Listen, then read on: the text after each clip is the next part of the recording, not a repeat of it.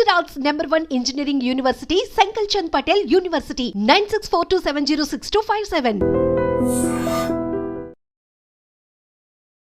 Hi hello namaste, welcome back to iDream media. ఈరోజు మనతో ఉన్నారు high court advocate and immigration consultant అయిన మన ఫేవరెట్ లాయర్ అయిన పృథ్వీ గారు. ముఖ్యంగా సార్తో ఈరోజు H1B గురించి మాట్లాడదాం. నమస్తే సార్. పృథ్వీ గారు, మీరు వచ్చారంటే మన ఆడియన్స్ అందరూ H1B గురించి అప్డేట్స్ ఏంటి, ట్రంప్ వచ్చాడు అప్డేట్స్ ఏంటి అని అడుగుతూనే ఉంటారు. కామెంట్ సెక్షన్లో వేల కొద్ది కామెంట్స్. ఇప్పుడు ప్రస్తుతం అడుగుతున్న కామెంట్స్ ఏంటి అంటే, పృథ్వీ గారిని అడగండి, అసలు ఎంతమంది H1B మీద వెళ్తూ ఉంటారు, వెళ్ళిన వాళ్ళు ఎంతమందికి H1B వీసా అప్రూవల్ అవుతుంది, తర్వాత గ్రీన్ కార్డ్ ప్రొసెసర్ ఏంటి, దీని ఓవరాల్ విషయం మీద మాకు ఒక క్లారిటీ ఇస్తారని అడుగుతున్నారు. మీరేం చెప్తారు? విరాట్, ఇక్కడ మనకి ఇమిగ్రెంట్స్ అండ్ మైగ్రెంట్స్,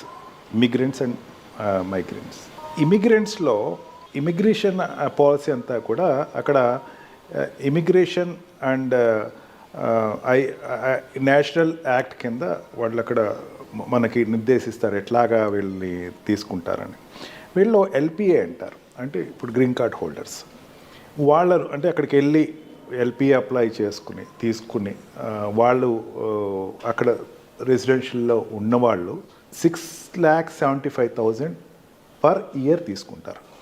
ఓకే, అంటే సంవత్సరానికి వచ్చేసరికి మొత్తం వరల్డ్ నుంచి 6,75,000 మందిని మాత్రమే అక్కడ గ్రీన్ కార్డ్స్ ఇస్తారు, అందరికీ ఇవ్వరు. వాళ్ళు ఎవరు అంటే అక్కడికి ఆల్రెడీ ఉండి ఒక 5 years నుంచి ఉండి, లేకపోతే లాంగ్ టర్మ్గా ఉండి వాళ్ళు అప్లై చేసుకున్న వాళ్ళని అక్కడ తీసుకుంటారు, గ్రీన్ కార్డ్ తీసుకుంటారు. గ్రీన్ కార్డ్ ఇచ్చేటప్పుడు కూడా ఒక నిష్పత్తి ఉంటుంది.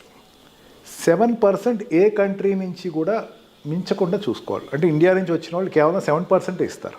ఓకే, అందుకని ఇండియా నుంచి వచ్చిన వాళ్ళకి 80% అట్లా రిజర్వేషన్స్ ఏమి ఉండవు, అక్కడ 7% తీసుకుంటారు. అండ్ ఈ ఎల్పిఏలో వచ్చిన వాళ్ళు, ఈ గ్రీన్ కార్డ్ హోల్డర్స్ మళ్ళీ ఫెసిలిటీ ఇస్తారు. వాళ్ళు పర్మనెంట్ వీసా వాటి సిటిజన్షిప్ కోసం they can apply for it. వాళ్ళు ఒక 5 years తర్వాత సిటిజన్షిప్ వాళ్ళు, వీళ్ళకి సిటిజన్స్కి పెద్దంత డిఫరెన్స్ ఏమి ఉండదు, గ్రీన్ కార్డ్ హోల్డర్స్కిను సిటిజన్స్కి. గ్రీన్ కార్డ్ హోల్డర్ ఏ జాబ్ అయినా చేయొచ్చు, ఎక్సెప్ట్ మిలిటరీలో, ఆర్మీలో ఉండేటువంటి సర్టన్ జాబ్స్ తప్ప ఏ జాబ్ అయినా వాళ్ళు చేయొచ్చు. అంటే కంట్రీకి సెక్యూరిటీకి సంబంధించిన జాబ్స్ తప్ప మిగతా జాబ్స్ ఏదైనా చేయొచ్చు. వాళ్ళు సిటిజన్షిప్ ఎక్వైర్ చేసుకున్న తర్వాత సుపీరియర్ ర్యాంక్స్ తప్ప, ఆర్మీలో ఉండేటువంటి, మిలిటరీలో ఉండేటువంటి సుపీరియర్ ర్యాంక్స్ తప్ప మిగతా అన్ని జాబ్స్లో వాళ్ళు ఎలిజిబుల్ అవుతారు. వీళ్ళు కూడా నాన్ ఇమిగ్రెంట్స్ని తెచ్చుకోవచ్చు. ఆ ఫెసిలిటీ కూడా ఉంటుంది బయట నుంచి. వాళ్ళెవరు? ఈ ఇమిగ్రెంట్స్ వాళ్ళ పిల్లలు 21 years లోపల పిల్లలు ఇంకో దేశస్తుని తెచ్చుకోవచ్చు. వీళ్ళు వాళ్ళ యొక్క స్పౌస్ని తెచ్చుకోవచ్చు. అంటే వైఫ్ అయితే హస్బెండ్ని, హస్బెండ్ అయితే వైఫ్ని తెచ్చుకోవచ్చు. ఎల్పిఏ వాళ్ళు. నేను అంటే అక్కడ ఉండేటువంటి బర్త్ సిటిజన్ కాదు నేను అంటే, లేకపోతే అక్కడ ఉండేటువంటి అమెరికన్ గురించి చెప్పట్లేదు, ఇండియాకి వెళ్ళి నుంచి అక్కడికి వెళ్ళి గ్రీన్ కార్డ్ తెచ్చుకున్న వాళ్ళ గురించి చెప్తున్నాను. అండ్ ఆల్సో వాళ్ళ పేరెంట్స్ని తెచ్చుకోవచ్చు. వీళ్ళను కూడా కేవలం ఈ రకంగా తెచ్చుకునే వాళ్ళు కూడా ఒక నిష్పత్తి ఉంది. కేవలం వాళ్ళు 4,80,000 మాత్రమే తెచ్చుకునే అవకాశం ఉంటుంది. 4,26,000, 4,30,000 దానికి ఒక లెక్క ఉంటుంది. దాన్ని మల్టిప్లై చేస్తూ ఉంటారు ఎప్పటికప్పుడు. అంటే ఎట్లా ఉంటుంది, ఇయర్ ఉంది అనుకుందాం, ఇయర్ 4,26,000 తెచ్చుకున్నారు అనుకుందాం, ప్రీవియస్ ఇయర్ తగ్గింది అనుకుందాం, దీనికి యాడప్ అవుతుంది. బట్ నాట్ అబ్జల్యూట్గా యాడప్ అయిపోతుంది. అంటే 4,20,000 ఇయర్ తెచ్చుకున్నాక ప్రీవియస్ ఇయర్లో ఎక్కడైనా సరే 2 lakhs తెచ్చుకుంటే ఇంకో 2 lakhs తెచ్చేసుకోవచ్చు జనరల్గా లెక్క ప్రకారం. కానీ దాంట్లోంచి కేవలం 10% మాత్రమే తెచ్చుకుని మళ్ళీ దాన్ని ఏదైనా సరే ఈ లెక్కలు ఏ రకంగా చూసుకున్నా 4,40,000 నుంచి ఎక్కువ తెచ్చుకుంటలేదు. ఈ పాలసీ ఎంతమంది తీసుకురావచ్చు అనే పాలసీని ఎప్పుడు కూడా president of America parliament, Congress నుంచి అప్రూవల్ తెచ్చుకోవాలి. అంత ఈజీగా దీన్ని పెంచడం కానీ తగ్గించడం కానీ జరుగుతుంది.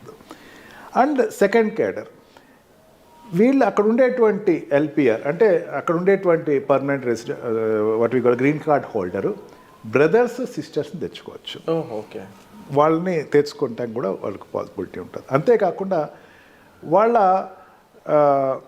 కొడుకు వైఫ్ని కానీ కూతురు హస్బెండ్ కూడా తెచ్చుకోవచ్చు. అక్కడ మనం సినిమాలో కూడా చూపిస్తారు, హస్బెండ్ వైఫ్ని గ్రీన్ కార్డ్ మీద తీసుకెళ్లారు, అవును అలా అని చెప్పేసి. బట్ బ్రదర్ అండ్ సిస్టర్ కానీ, సిస్టర్ అండ్ బ్రదర్ కానీ, బ్రదర్కి అది ఎలా వర్కౌట్ అవుతుంది? ఏ అగ్రిమెంట్ అని చూపించాల్సి ఉంటుంది? అలాంటి అగ్రిమెంట్ పారామౌంట్స్ ఏం లేదు. వాళ్ళు they want to live, I want to have time with them, I want to stay with them because they have no other residence. నా వాళ్ళకి ఏమీ లేదు అక్కడ, life long life long green card LPR కింద అక్కడ తీసుకొచ్చి టెంపరీగా తీసుకొచ్చుకుంటారు. తర్వాత వాళ్ళకి ఆటోమేటిక్గా గ్రీన్ కార్డ్ వస్తుంది.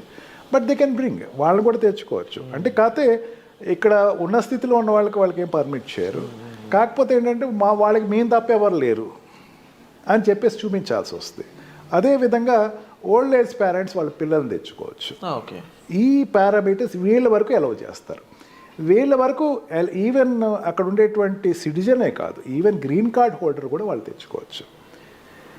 ఈ రకంగా తీసుకొచ్చే వాళ్ళకి కేవలం 4,40,000 4,26,000 వరకు మాత్రమే తెచ్చుకోవడానికి అవకాశం ఉంటుంది. And also 7% ratio. 7% అనేది యూనివర్సలిక్ రేషియో.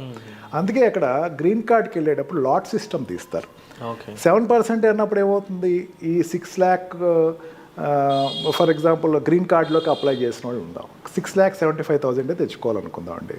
6,07,000 తెచ్చుకునేటప్పుడు ఏముంది అంటే అక్కడ ఉండేటువంటి పర్మనెంట్ రెసిడెంట్కి అప్లై చేసుకునేవాళ్ళు, ఈ జాబ్ రీచ్ వెళ్ళిన వాళ్ళు, H1B వీసా మీద వెళ్ళిన వాళ్ళు, లేకపోతే L1 వీసా మీద వెళ్ళిన వాళ్ళు అక్కడ ఉండిపోయి వాళ్ళు వీసాలు అప్లై చేసేటప్పుడు గ్రీన్ కార్డ్ 5 years తర్వాత అప్లై చేస్తారు. వాళ్ళు అక్కడ పర్మనెంట్గా 5 years కంటిన్యూగా ఉన్నవాళ్ళు అప్లై చేస్తారు.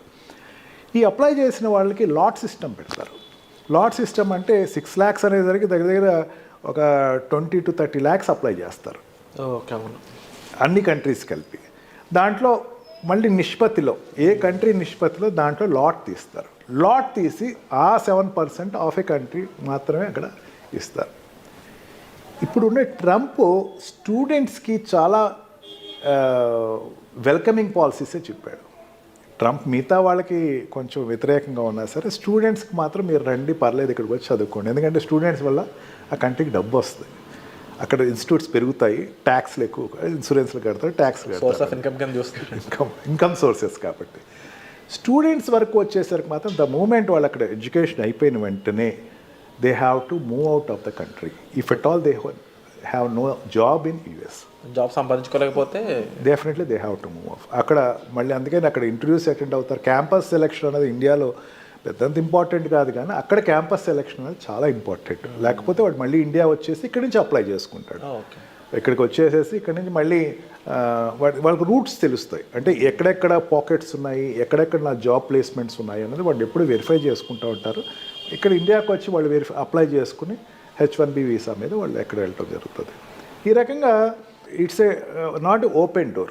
అందరికీ వచ్చేసేసేయండి, ఎంతమంది పడితే అంతమంది లక్షలు వచ్చేసేసేయండి అని చెప్పడానికి ఏం లేదు. There is a certain particular number which is in entry and exit from the country. And 100% sir. And ముఖ్యంగా మీరు చెప్పిన వాటిలో ఇప్పటివరకు ఎంతమంది మాత్రమే స్కోప్ ఉందా, అందులో కూడా మళ్ళీ కంట్రీ ఓవరాల్ పర్సంటేజ్ మీద 7% అయినా అనే విషయాలు కానీ, లేకపోతే నాకు ఇప్పటివరకు టు బి ఫ్రాంక్ ఈ రిలేషన్షిప్ గ్రీన్ కార్డ్ ఉన్న వాళ్ళు ఎవరైనా తీసుకెళ్తున్నారంటే ఓన్లీ హస్బెండ్ అండ్ వైఫ్ ఈ కాన్సెప్ట్ విన్నాను తప్ప పేరెంట్స్ని కానీ బ్రదర్స్ అండ్ సిస్టర్స్ని కానీ అండ్ వీళ్ళు తీసుకెళ్ళొచ్చి వీళ్ళకి ఎవరు లేని సిచ్యువేషన్స్లో అనేది ఇలాంటి కొత్త పాయింట్స్ అన్ని కూడా మా ముందుకు తీసుకొచ్చినందుకు thank you so much sir. Thank you. And H1Bకి సంబంధించినటువంటి డీటెయిల్స్ మీరు కావాలనుకున్నా సరే మీరు డిస్ప్లే అవుతున్న నెంబర్స్ కాల్ చేసి సార్ని మీట్ అవ్వచ్చు. Thank you so much.